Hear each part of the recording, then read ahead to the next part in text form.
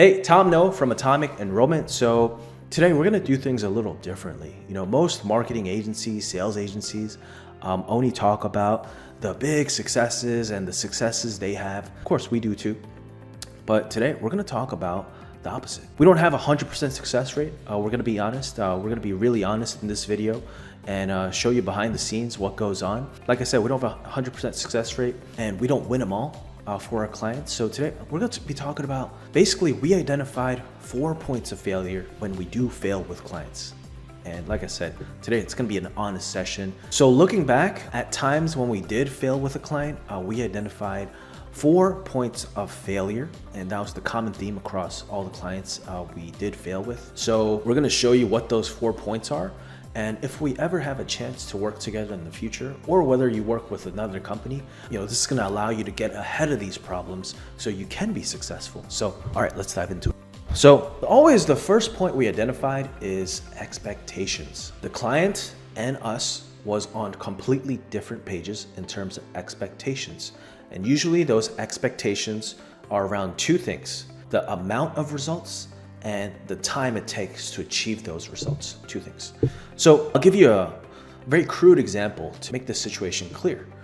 Imagine we came to you and we said, hey, we can help you generate $100 million in cash collected in the next 30 days, right? And let's say, you're $1 million business. We could grow your business 100 times in the next 30 days. 30 days. And let's say we came in and we only generated $8 million in the next 30 days. Of course, you wouldn't be completely disappointed. You'd be pretty happy. That's another $8 million you guys would have never had. But there's still a tinge, and depending on the client, that level of tinge is very big or pretty small, but there's still the fact that it exists. There's a tinge of dissatisfaction and disappointment because we said we could come in and generate $100 million, but we only generated 8% of that. So maybe you were thinking, if these guys absolutely crap the bed, they could do 10, 20, 15, $20 million for us, but they came in at 8? What? Man, that sucks. What happened? Versus, we'll give you another scenario. Let's say we came into your business and we're like, we can help your business generate an extra $100,000 in cash collected in the next 30 days. But we came in at the same $8 million, right? There would not be one ounce of dissatisfaction in that client. They'd be ready to hand us their firstborn child. They'd be so excited. In these 2 examples, it makes it very clear, even if we got the same results, if the expectations are different, the client is going to be disappointed. And disappointed leads to relationships ending. That's the first point. Oh, it's expectations. So, we come in and make sure we set expectations properly within reasonable bounds. And we always try to beat those expectations, but now we set expectations and we align. Both the client and us are on the same page in terms of expectations. That way we can keep the relationship going and it gives us a longer chance to help the client grow. The second point of failure we identified is everything related to sales. So whether that's broken sales process, inferior sales person / team, sales tactics, maybe there is no sales process team. So that's usually one scenario within the realm of sales as a failure point. The sales cycle is taking too long. The sales cycle is much longer than what we anticipated.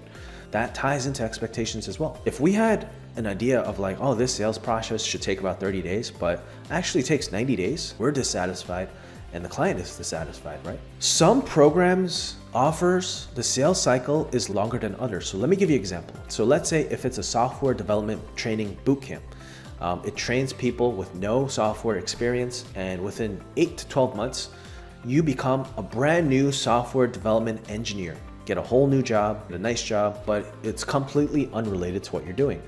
Typically, program cost tuition for these type of programs is about $25,000, but keep in mind, it's a big decision. Someone has to potentially drop their current job. It's a completely different field from what they're in / have experience in. There's a lot of unknowns. They may or may not get the job. They may not like the job, right? There's a lot of unknowns. There's a lot of uncertainties. There's a lot of changes, which means there's a lot of decisions and thought process they need to go to in this decision-making process. So we've seen sales cycles for programs like this being multiple months and even, a year or two, because it's a long sales process. So versus, let's say, the same amount of cash, $25,000. Now this decision was related to an investment decision. So let's say we had a program of offering you an opportunity to invest in some type of investment vehicle for the same $25,000. Whether that's investing into an investment property, a piece of real estate, investing into stocks, that decision potentially could be much quicker. It could take, 24 hours, 1 week, 2 days, 3 days, right? Because you're just deploying that cash passively, and it's just an investment, and it doesn't really truly affect your day-to-day life. As long as that money wasn't allocated for you to pay bills and stuff, you're not, or you took on debt, do that investment. So same amount of money, $25,000, using that to completely change your life and change your career versus deploying that into an investment opportunity. The sales cycles are different. So some decisions takes longer than others. So that's what we typically seen. And that leads to expectations. Whether the client and us were on different expectations about the sales process. Obviously, we come in and try to make the sales process cycle faster and better, but there's certain limits to that. Typically, for longer sales process type programs and offers, take a look at all the leads that came in versus all the leads that closed, and you zoom out in a longer time frame, let's say 2 to 4 years. The close rate is a lot higher versus, let's say, you were selling like $100 pot for your kitchen, right? So it's an e-commerce $100 pot. So everyone that landed on your landing page or email list versus everyone that ended up buying your pot, $100 pot, the conversion rate, if you zoom out over 2 to 4 years, the conversion rate will be much lower. So that's the upside of a longer sales process. It's usually a stickier decision for people versus if it's a lower ticket, kind of on the fly decision, it's based on their whims. So the close rate is typically lower, even if they enter your pipeline. So that's the failure point on the sales, inferior sales process team, or either the sales cycle is a little bit too long than what we anticipated, which leads to expectations. Now, the third thing, most agencies, sales agencies, marketing agencies don't talk about, but today we're going to be honest, is, and we have done this too in the past, is speed. The agency, we didn't iterate fast enough. We didn't take the learnings in the data and testing. We didn't test fast enough. We didn't launch new campaigns fast enough. We didn't implement certain changes in the sales process fast enough. Again, that's tied to expectations, right? If you gave us 5 years to help grow your business 50%, we'll figure it out. Those iterations and changes will happen within those 5 years. Versus if you gave us 5 days, it may not happen. We may not have all the time to go through it. So if you're expecting that to happen in 5 days versus 5 years, again, expectations very important, right? So we just didn't iterate fast enough, meaning we could have iterated faster, but we didn't. You may be asking why? Why didn't you just iterate faster, right? To create results faster. It's because we realized when we took a step back and debriefed and really thought it through on why didn't we iterate faster to keep this client relationship successful. It's because we're gonna be really honest here. Our pay structure wasn't optimized to provide the most results for our clients. We're a service-based business. Agencies are a service-based business. If we have a client paying us 10 times more money versus another client, we're going to dedicate our focus, time, and all our effort to making that client more successful, especially if we have some type of incentive structure tied to it. So that's what we realized. Our pay structure wasn't optimized to provide the most results for our client. So now we have completely restructured all our payment models, either just directly incentivizes us, or we built out the right processes where it's not a systematic burden to us to fulfill at that level and create results. Now we built the right structures where the pay structures are optimized so we can iterate fast enough, provide our client with the results in the right time frame. That makes sense. And last but not least, so we're trying to get to, business growth here, right? So we consider this steps that need to be taken to achieve big business growth. Last but not least, it's market conditions. Sometimes there's things that happen in the market, right? So for example, let's say you were selling a program on teaching people how to invest in real estate. And we had the good old Federal Reserve boost up interest rates in the past 12 months, like they did. Literally, I think 400 or 500% increase in interest rates, which is going to change the way people want to invest in real estate, right? So nothing really changed in your company, but the market conditions changed. Sometimes it may not be as obvious as that. Sometimes a big competitor came into your space with a better program offer. So sometimes it's related to market conditions.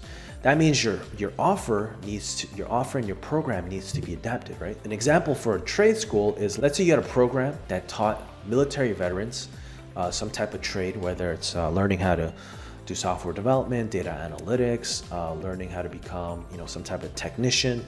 And the government typically has veteran benefits, VA benefits, to pay for tuition for these types of programs. But let's say the VA, which is Veteran Affairs, is the department of the government that funds these type of education programs, decided to change, and they no longer decided to fund your program.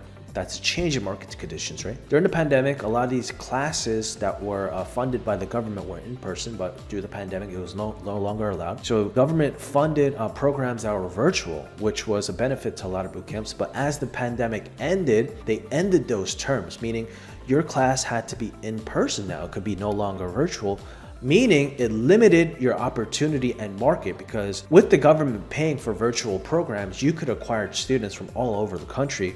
But now they changed the requirements of the program where your program has to be in person for the government to fund the tuition, meaning you're limited to a local market now, right? Which means your revenue starts decreasing. The amount of people that can take your program significantly decreases. So that's another example of market conditions. This failure point, market conditions, is a lot harder for us to recognize, especially immediately, than at least these three other failure points. But through experience and just us being cognizant, because we want to make every relationship the best and have our clients be the most successful, we try to identify it before we start the relationship. And when we identify it, we recommend certain type of solutions as well, or at least we try to identify it early on in the relationship. So market conditions, you as the people running the company, the business owners, should know it better. So be cognizant of that. That's another failure point. So today was an opportunity to be just completely honest and transparent. Like I said, most agencies don't talk about, we're making our clients so much money, we're growing our clients so much all the time, win. But we're gonna be honest, we don't win them all. But we have a very high success rate, but we don't win them all. And these are the 4 common themes we've seen across the reasons why we failed with clients in the past. Again, the reason for saying this is for you guys to get ahead of this. And even if you don't work with us, you work with somebody else, you at least identify these potential failure points, so you guys are more successful in some type of partnership with a marketing or sales agency. So you may be wondering at this point, hey Tom, don't you guys fail sometimes because just the marketing didn't work out? You guys couldn't figure out the marketing? I'm gonna tell you with complete certainty that's never the case. And let me tell you why that's not the case and why that's impossible. Because our marketing process is based on solving bottlenecks. So as you can see here, this is an example of a funnel that we use. So as you can see here, we identify where do we run the traffic, new people to learn more about you, and then ultimately we want to get people to pay for your program, put cash in your bank account. And then we just go about reverse engineering and solving the bottlenecks, right? Typically the first bottleneck to solve is, are people clicking on the ad? So for cold traffic, you should have at least a 2% click-through rate on your ads. And if you don't, it's either the audience or the ad creatives you need to iterate on. So the next bottleneck to solve for is your landing page conversion rate. So out of all the people that come to your landing page, at least 10% of that traffic should convert into booked calls or some type of outcome that you want, a conversion, right? And if not, you need to iterate on the landing page. So at this point, we're just experts in what we do. So we know we have a priority list of actions that you need to take to solve that particular bottleneck. So if it's a landing page, there's a variety of things we'll test and change in the landing page that will solve that bottleneck. Next, if they're scheduling a call to potentially enroll in your program, we gotta make sure people show up for the call. In this day and age, about 60% of people showing up for your call is pretty average. If you can do more, great. You're around there, that's a good start. So let's say only 30% of people who booked a call are showing up. Now, we just note there's certain actions you need to take to increase your show up rate. I shot another video, check out our YouTube, where I break down the exact actions you need to take to increase show up rates to 80% plus. Now that bottleneck is being solved. Okay, people are showing up for the calls, but they're not closing. So we need to attack the sales process. So if there is failure at that point, as I mentioned, there's reasons why in the sales process that we'll identify and solve. Maybe it's the salesperson, maybe it's the sales process, the sales tactic, the offer. So we'll go about aggressively attacking those bottlenecks because we just know how to solve those bottlenecks as well. We have SOPs, training on how to solve that bottleneck on the sales side. So that's why I say with complete certainty that it's never a failure in the marketing point, because it's just a matter of solving bottlenecks, and we're experts on what we do. We just know there's a bottleneck to solve and how to solve it, what actions to take to solve that problem. I hope that really helps. If you have any questions, feel free to reach out to us. And that's it. Take care.